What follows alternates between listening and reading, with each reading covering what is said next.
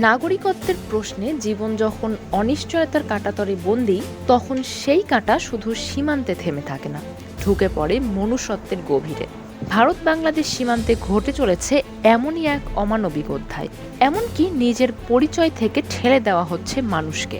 এক অনিশ্চিত আত্মপরিচয়ের যন্ত্রণায় পড়েছেন সেখানকার মুসলিম পরিবারগুলো। সীমানার একদিকে কাঁটাতার, অন্যদিকে প্রশ্নবিদ্ধ পরিচয়, মাঝখানে পায়ে চলা রাস্তা যার শেষ নেই, শুধু শুরু আছে এক শূন্যতায়। ভারত বাংলাদেশের আসাম সীমান্ত এখন শুধু ভৌগোলিক বিভাজন নয়, বরং এক বেদনাবিধুর মানবিক সংকটের নাম।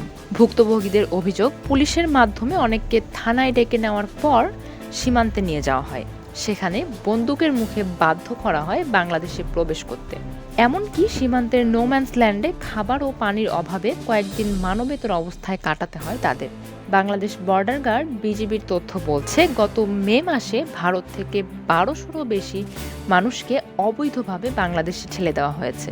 আর এটা শুধু আসাম নয়, ভারতের অন্যান্য রাজ্য থেকেও এসব পুশিন ঘটেছে। এদের মধ্যে ১০০ জনকে বাংলাদেশ সরকার ভারতীয় নাগরিক হিসেবে শনাক্ত করে দেশটিতে আবার ফেরত পাঠিয়েছে।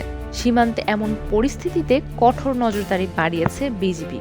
বিভিন্ন মানবাধিকার সংস্থা ও স্থানীয় সমাজকর্মীরা বলছেন, একজন নাগরিককে ধর্মীয় পরিচয়ের কারণে তার ইচ্ছার বিরুদ্ধে অন্য কোনো দেশে জোরপূর্বক ঠেলে দেওয়া সরাসরি আন্তর্জাতিক আইনের লঙ্ঘন, যা একেবারেই অগ্রহণযোগ্য এবং মানবাধিকারের বিরুদ্ধে গুরুতর অপরাধ।